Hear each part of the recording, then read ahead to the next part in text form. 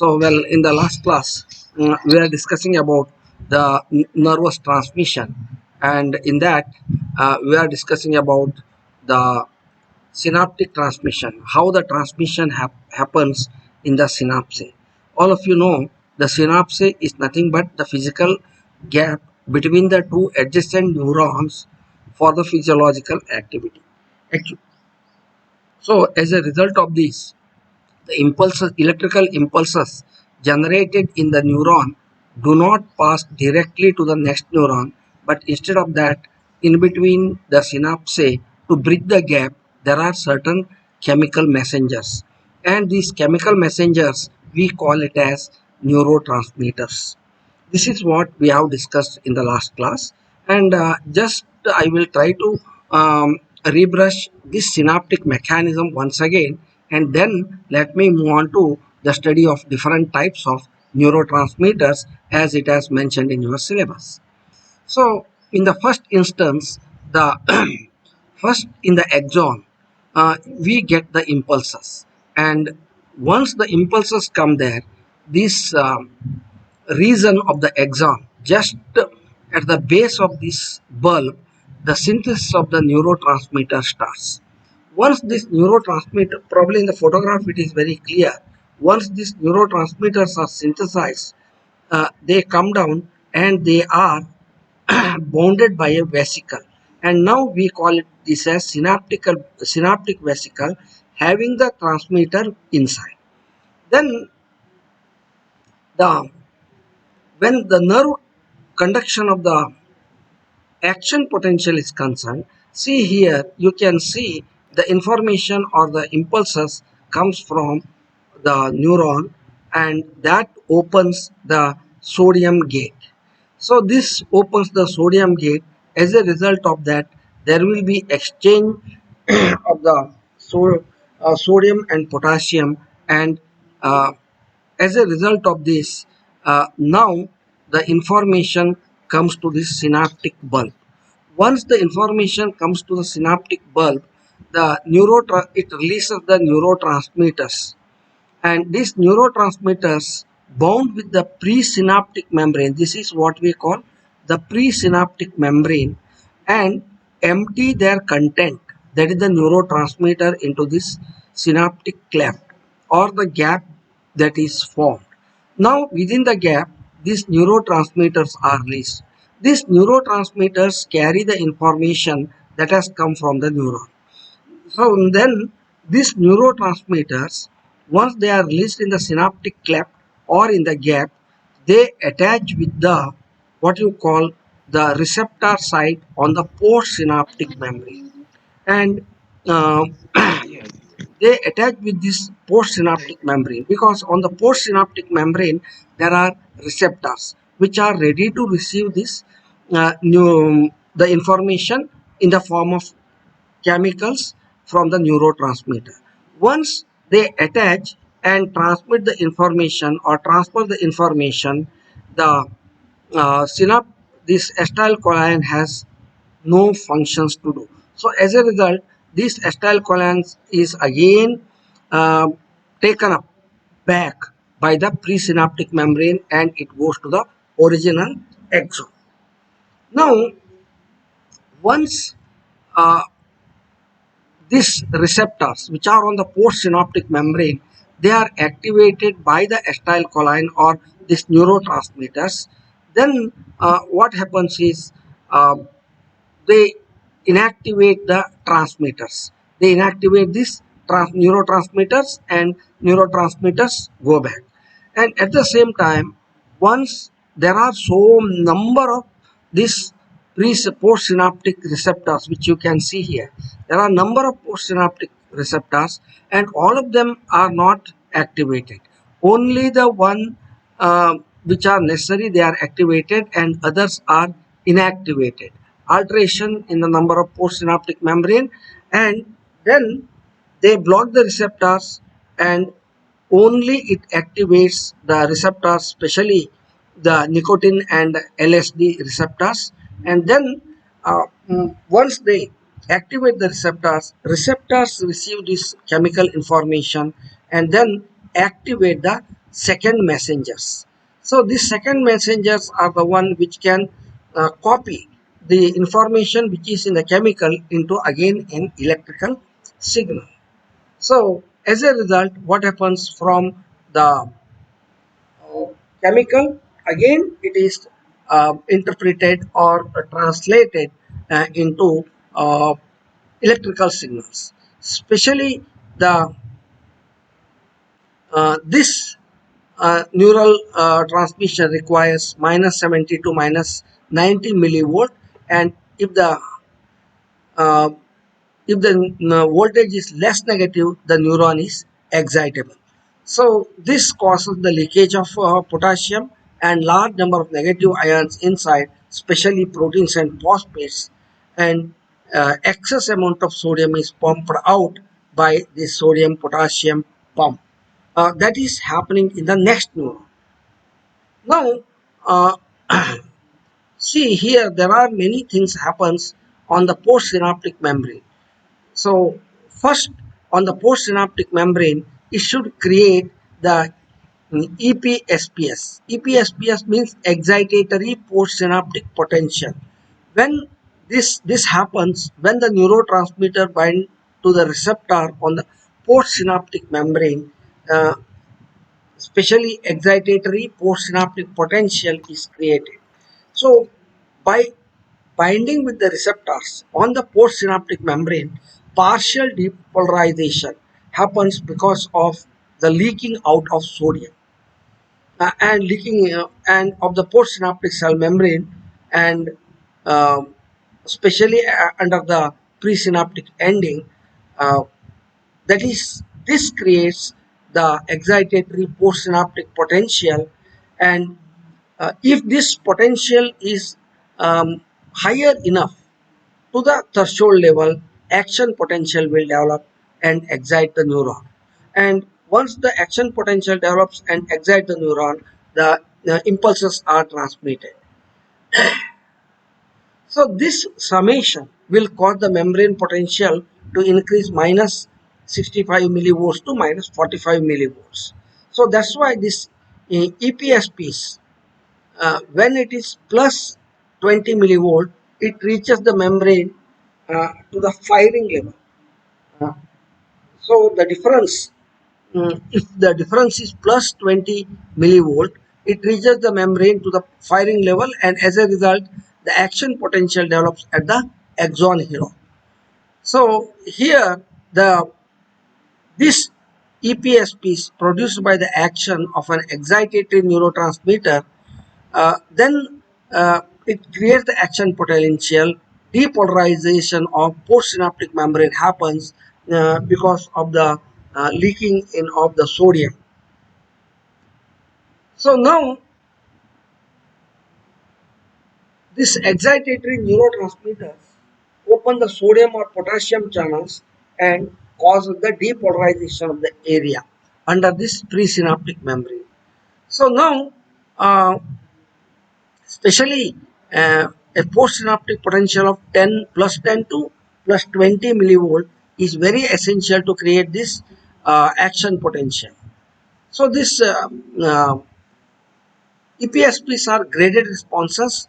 It depends on the actual this electrical potential that has been generated, and it is that means it is proportionate to the strength of the stimulus. Proportionate to the strength of the stimulus. The more the strength, the EPSP will be more, and it can be summated, and only if it is large enough or higher enough beyond the threshold level, it can create the action potential. So as I have told you, it requires plus 10 to 20 plus 20 millivolts to generate the action potential. So now there is also one more thing, that is what we call inhibitory postsynaptic potential. What we call it is the stimulation of some inputs. The hyperpolarization of the postsynaptic membrane uh, causes the inhibitory postsynaptic potential. So if the hyperpolarization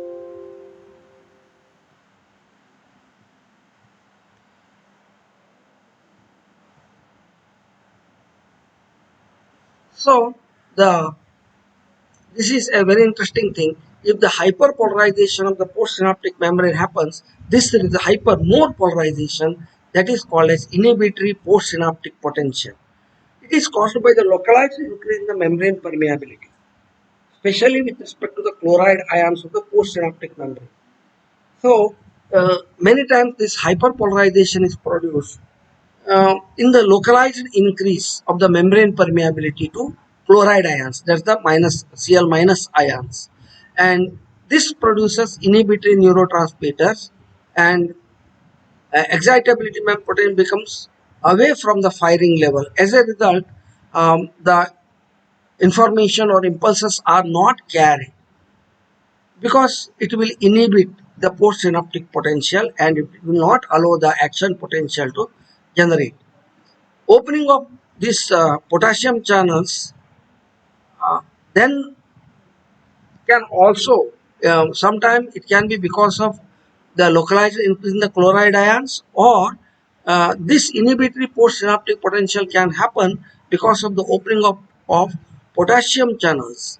As the outward movement of the potassium starts, this closes the sodium and calcium gates or channels. By this also there may be inhibitory postsynaptic potential which will not allow the action potential to generate in the postsynaptic membrane. So this inhibitory postsynaptic potential is approximately minus 5 millivolts. Now, after understanding this synaptic transmission, we should know some of the properties of the synaptic properties. Synaptic conduction is always one-way conduction. Generally conduct the impulses in one way, that is from presynaptic membranes to postsynaptic neuron, presynaptic neurons to postsynaptic neuron, and the backward flow of the information is not possible. So that's why one-way conduction is an important property of the synaptic property. Suppose if the impulses has to travel from neuron 1 to neuron B, it can travel from neuron 1 to neuron B only, not neuron 2 to neuron 1 is not possible. Then there's a synaptic delay. So in the minimum time required for the transmission across the membrane, we call it as synaptic delay. Um, the gap, the duration, the minimum time required, and this time is taken by discharge of the transmitter substance by the presynaptic terminal, because the delay is only because once the impulses reach the presynaptic membrane, then the presynaptic membrane has to discharge a transmitter neurotransmitter substance, and then these transmitters should diffuse to the postsynaptic membrane, and there the postsynaptic membrane has to uh, receive this transmitter, because there are many active sites and this neurotransmitter has to bind that. So it takes some time, and that is known as synaptic delay. And then action transmitter, action transmitter to membrane permeability, and it should open the calcium gate on the postsynaptic membrane and increase the diffusion of sodium, and postsynaptic potential should this. So that's why there's a delay. Then synaptic inhibition. Many times the these are inhibited also. Maybe different types. Direct inhibition, because when the neurotransmitter fails to bind with the action or active site on the postsynaptic membrane, or indirect inhibitors, maybe because of some of the drugs. Reciprocal inhibitors, inhibitory interneurons, feed forward inhibitor, lateral inhibition, different types of inhibitions are there. We need not go to that detail, but even the synaptic inhibition is also possible. So this is about how the uh, impulses are conducted along the neuron and then in the junction, that is in the synaptic transmission. Now, in the next thing, we should know about the neurotransmitters, because we have seen that in the neurotransmitters are the chemical which bridge the gap between the uh, two neurons. That is the synaptic gap, which bridge the gap or which bridge the synaptic gap, and these are the chemicals. And what are these neurotransmitters? There are mainly six important neurotransmitters are there, and these are the common neurotransmitters. Apart from that, there are so many other neurotransmitters which are in very low level, and they have very limited activity. Otherwise, whatever the neurotransmitters that I have listed here, six, that is the dopamine, serotonin, acetylcholine, endorphins, GABA, and glutamine. These are some of the very important and common neurotransmitters involved in dependence. So now these neurotransmitters, most of them are amino acids, and mainly they are in the very high concentration in the brain, because in every neural circuit the these amino acid neurotransmitters are there, because they are essential for point to point communication, that is from one neuron to another neuron. And these neurotransmitters are consistently, either they are excitatory or inhibitory, either they should inhibit or they should excite and create the action potential. And usually they are fast acting, but for a very short duration. Fast acting, but how long they will be there? 1 to 5 milliseconds, very short duration. So these are some of the amino acid neurotransmitters like glutamate, aspartate, GABA, glycine. So many others are also there. Now let's try to understand these neurotransmitters one by one. The first important one is the GABA or glutamate. So this GABA is nothing but gamma antibutyric acid.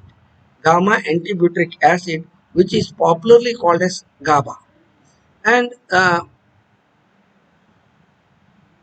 so they are structurally very similar to the various drugs that affect the presence of glutamate.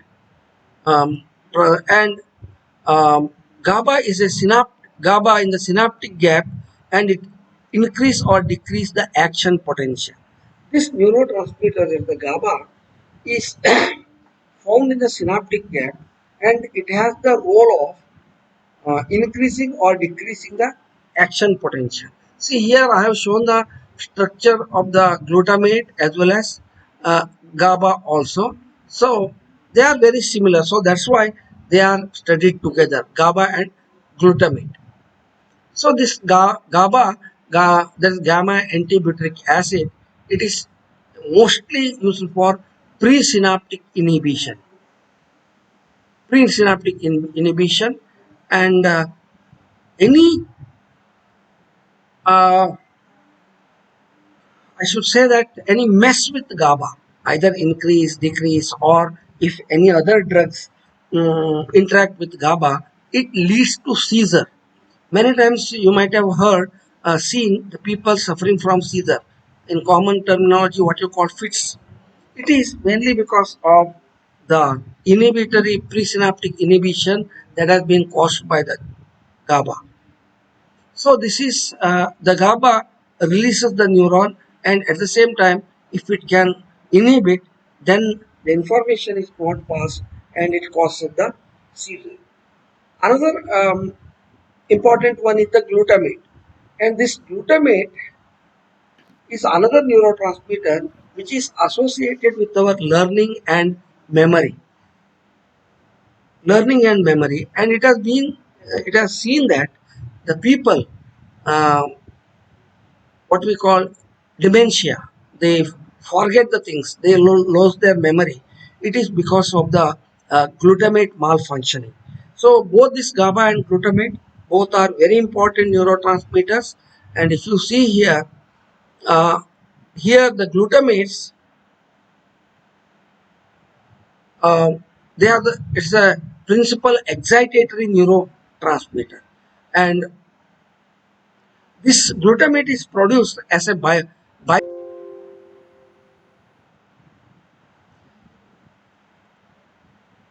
so this It's a byproduct of cell metabolism, and it is removed by reuptake. Once it is released in the synaptic cleft, again it is reuptake is there, so that's why it is removed from this synaptic cleft. And if the glutamate is in elevated level, it may be neurotoxic. It may poisons to the neuron, and this conduction of the neuron may be affected. It has four receptor types. They are known as NMDA, APMA, and kinase. Both are inotropic, and there's also one more.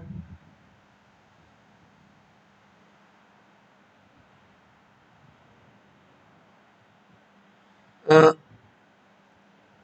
Hello, can you hear me? ಕೇಳಿಸ್ತಾ ಇದೆಯಾ? Hello, ಕೇಳಿಸ್ತಾ ಇದೆಯಾ? ಕೇಳಿಸ್ತಾ ಇದೆಯಾ? Just ಯಾರಾದ್ರೂ ಹೇಳಿ ನೋಡೋಣ. There was some problem now. Just I wanted to know. ಕೇಳಿಸ್ತಾ ಇದೆಯಾ? ಹಲೋ, ಯಾರಾದ್ರೂ ಒಬ್ರು ಹೇಳಿ. ಸೌಂದರ್ಯ ಕೇಳಿಸ್ತಾ ಇದೆಯಾ?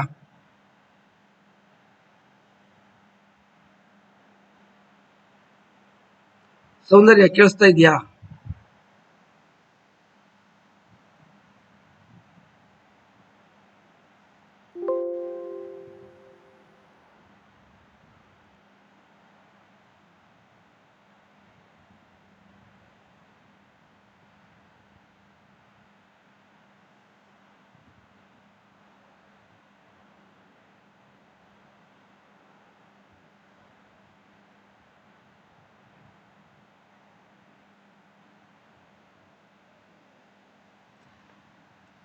ಹಲೋ,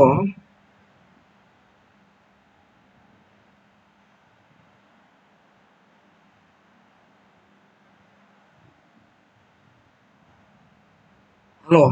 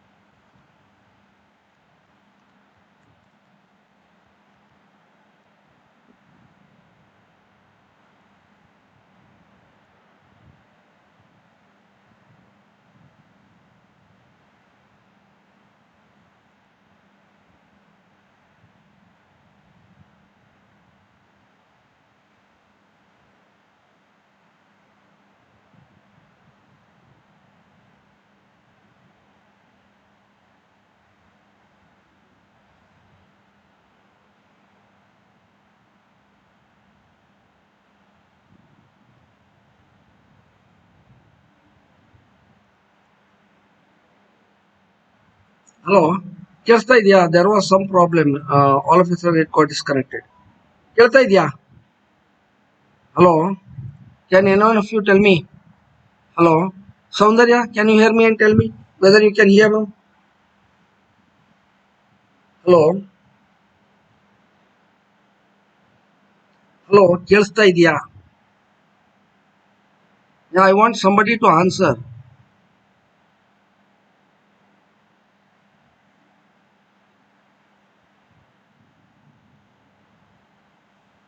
ಹಲೋ, ಇಲ್ಲ. ಕೇಳ್ತಾ ಇದೆಯಾ ಈಗ? ಹಲೋ, ಕೇಳ್ತಾ ಇದೆಯಾ ಸೌಂದರ್ಯ? Hello sir. ಆ ಮಧ್ಯದಲ್ಲಿ ಡಿಸ್ಕನೆಕ್ಟ್ ಆಯ್ತು, ಈಗ ಕೇಳ್ತಾ ಇದೆಯಾ? ಎಸ್ ಸರ್, ಕೇಳಿಸ್ತು. Okay, yes sir. Okay, okay, okay, okay, then no problem.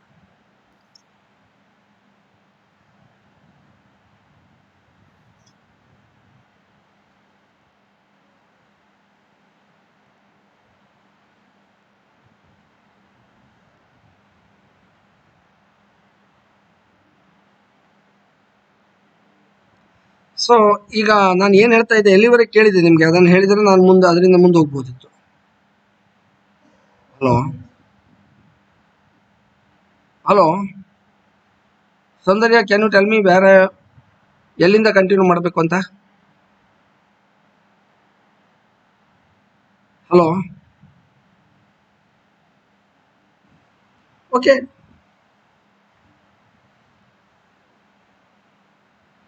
Sir ಅದು ಹಾಂ, ಹೇಳಿ ಹೇಳಿ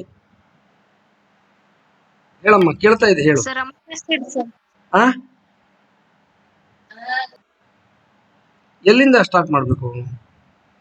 ನ್ಯೂರೋ ಟ್ರಾನ್ಸ್ಮಿಟರ್ಸ್ ಕೇಳಿದ್ಯಾ? ಸ್ಟಾರ್ಟ್ ಆಗಿದೆಯಾ?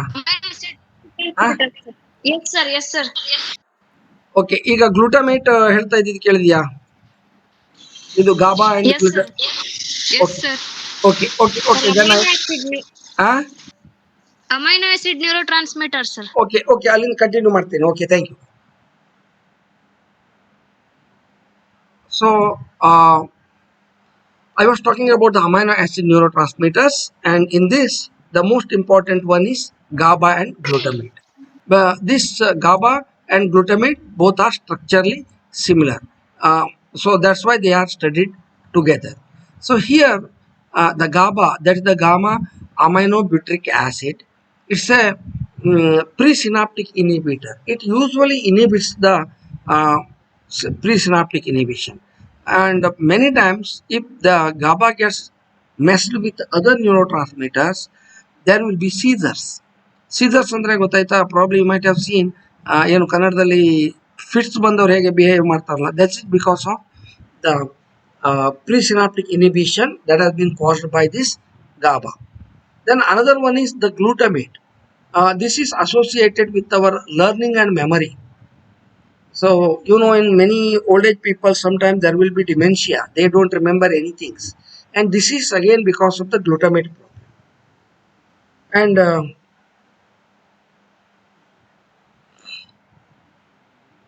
see, this glutamate, it is one of the principal excitatory neurotransmitter. Uh, it is biosynthesized as a byproduct of all cell metabolism. And once it is released in the synaptic cleft, again it is retaken. An elevated level of this glutamate may become poison to the neurons. There are 4 receptor types in this. Out of these, 2 are inotropic, and that is NMDA, NMPA, and kinase. And last one is MGLUR, what we call, of course. So this NMDA is a one type. It's the binding site outside the cell membrane, where you can see the photograph, the specific subunit composition. For outside cells, there is the glutamate, and you can see how it attaches. This is almost like a lock and key arrangement, the glutamate, and of course, other details I am not going to discuss here, not necessary. And to inside the cell, that is inverse agon. Then another one is GABA. GABA is also another principal inhibitory neurotransmitter, and this is also biosynthesized. That is glutamic acid decarboxylase. In presence, it is from glutamate the GABA has been formed, and this is also removed by reuptake, and it has 2 receptor types. There are 2 receptor sites here, and this GABA adjunct drugs, mainly this GABA has a direct effect on our functioning, especially many of the drugs, including the ethyl alcohol and all the things. Probably you may wonder why the people behave differently when they take these alcoholic drugs and other things. So this actually affects on the GABA, the neurotransmitters. So that's why if they are more taken more amount of alcohol, there will the GABA is being affected.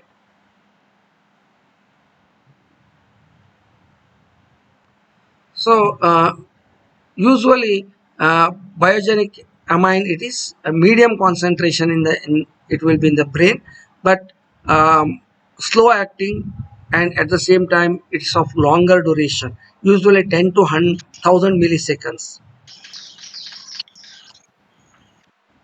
So this after two new this amino acid neurotransmitters, we can go on to biogenic amines. These are also neurotransmitter.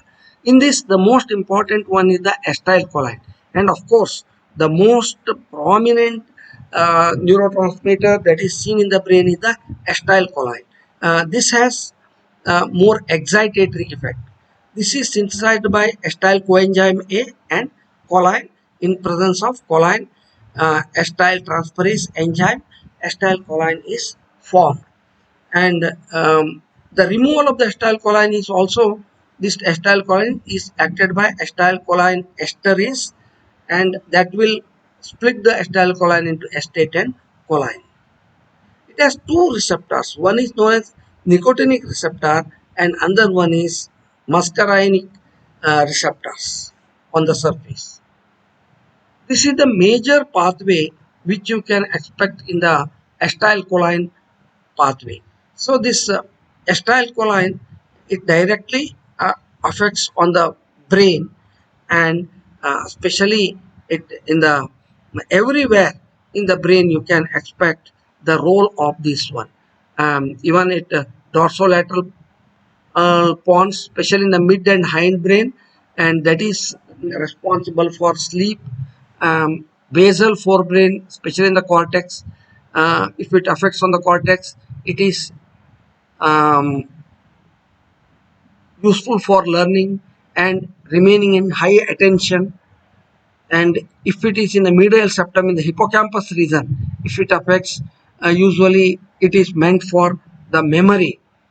So these are the pon projections, basal projections, and special projection, and um, the different roles played by this acetylcholine, either in media cortical activities and learning, and in hippocampal rhythms and memories, or which mediates the sleep.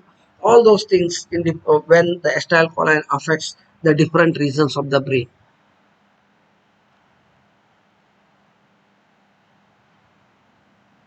Then the another one is the catecholamines. After acetylcholine, we have that is the catecholamines. In this, the most important one is dopamine and norepinephrine and epinephrine. These are another group of amines, monoamines, and um, then uh, in monoamine there are two categories. One is catecholamines, where we have dopamine, norepinephrine, and epinephrine, and another group is indolamines, where we have serotonin. All these are again the neurotransmitters. So here, this dopamine monoamines, they have modulatory effect. Especially, they can have both excitatory as well as inhibitory effects. Even they are also recycled by reuptake, and if there is excess neurotransmitter in the termin, it is broken down by monoamines, and in this, the first one is the dopamine. Dopamine controls the brain reward and pleasure centers. It helps to control the brain's reward and pleasure centers. Only if the dopamine is in secreted more, which is a neurotransmitter, we can uh, experience the pleasure. And even it helps to regulate movement and emotional responses, emotions. And many times the dopamine deficiency results in a disease what you call Parkinson's disease. Well, all of you know that. But if the dopamine is more, you will start jumping, singing, dancing, everything, because it affects your pleasure center. So this dopamine, it rewarding motivating effects, and this is also biosynthesized by the tyrosine. Uh, there are five receptors for this one, and there are five different pathways uh, for this dopamine. So especially the if it is in the substantia nigra, it is responsible for motor movement, and if it is in the limbic system, reinforcement and addiction, and if it is in the prefrontal cortex, it is meant for working with memory and planning. So dopamine has many roles to play, and if it is in the hypothalamus, pituitary, it is neuroendocrine. Another one is norepinephrine and noradrenaline. This is also another neurotransmitter. This is involved in attention and arousal of the exciting the central nervous system.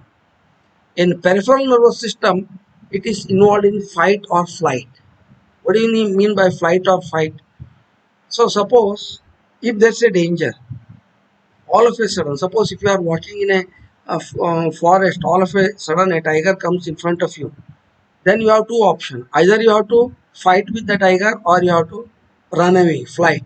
So that is decided by this amount of norepinephrine and noradrenaline. So that's why they are also called as emergency hormones. Basically, they are the neurotransmitters. And all of a sudden that will be increase in the heart rate. Probably all of you might have experienced that when you are in a danger, there will be a increased heart rate. It is because of secretion of this norepinephrine and noradrenaline. In this norepinephrine, it is generally excitatory behavior effects, and it has been synthesized by dopamine. In the presence of dopamine beta hydroxylase, this norepinephrine is synthesized. And see, the norepinephrine, it affects on your throughout the brain, and ultimately responsible for vigilance and attentiveness. Another hormone is serotonin. Um, this is wherein excitatory inhibitory behavioral responses are brought by this another neurotransmitter, serotonin. This has been synthesized by the tryptophan. First, it is been synthesized by the tryptophan in presence of tryptophan hydroxylase, and then in presence of 5-HT decarboxylase, the serotonin is synthesized. There are at least 14 receptor sites for this serotonin in the neuro, and it is mainly meant for modulate mood, emotion, sleep, and appetite. Again, this is more what we can call concerned with your behavior. Many times we say that I don't have mood. What does it mean? That is because of the lower level of serotonin. Emotion. Sometimes we laugh, we emotions, we express emotions. Then it is a sleep inducing um, neurotransmitter also, and it also meant for your appetite. Appetite in the sense, suppose if you have the habit of taking your breakfast morning at 7:30, around 7:30 you feel hungry, or if you have the habit of taking the lunch at 1:30 in the afternoon, nobody, you need not look into the clock and say that now I am hungry, I have to take the lunch. Usually during that period you feel hungry. This is because of the serotonin, and this has five major pathways: uh, cortex, cranium, and of course we need not. So it has roles in mood, eating, sleep, even dreams. Then exciting our central nervous system, even pain, perceiving pain also, aggression. It affects on hippocampus mainly, so that's why it is concerned more with our mood and emotions. Then um, we have many indirect monoamine um, agonists, and in that we have uh, in this The main one is the serotonin, and in this there is the neuropeptides. They are usually in low concentration in the brain, uh, bounded in large vesicles, and they have modulatory effect. They can change or inhibitory effect, and they are slow acting and long duration for 10 to 1000 milliseconds. And this includes endorphins, oxytocins, vasopressin, all opioids. Opioids, opium, and all those things which are the one, but in our brain also it is there. That is beta endorphin, or enkephalin, or dynorphin. These are all different types of opioids which are naturally found in our brain or in the nervous system and works as neurotransmitters, and they are pain mediators, natural painkillers, or sometimes they may cause dullness or inaction or soothing the feelings, and all those things are there. Opioids, about this, there are different receptors. We need not go to that one. The number of receptors. Endorphins, morphines, and heroines, which you might have heard because it is in big news today. And basically in our body also they are there, but they are the uh, neurotransmitters. But people have started using the commercially available these morphines and heroines, and they bind the receptor site, thereby increasing the endorphin functions, and they cause so many hallucinations or mood swing, or they mood upliftment. All those things are caused by this one. So actually these are all neurotransmitters have evolved over a period of time to increase our fitness in course of our evolution. And many times these external drugs, what we take, they affect our neurotransmitters and thereby causes so many problems. So this is about the neurotransmitters, and with this we have completed our discussion on this nervous system, and in the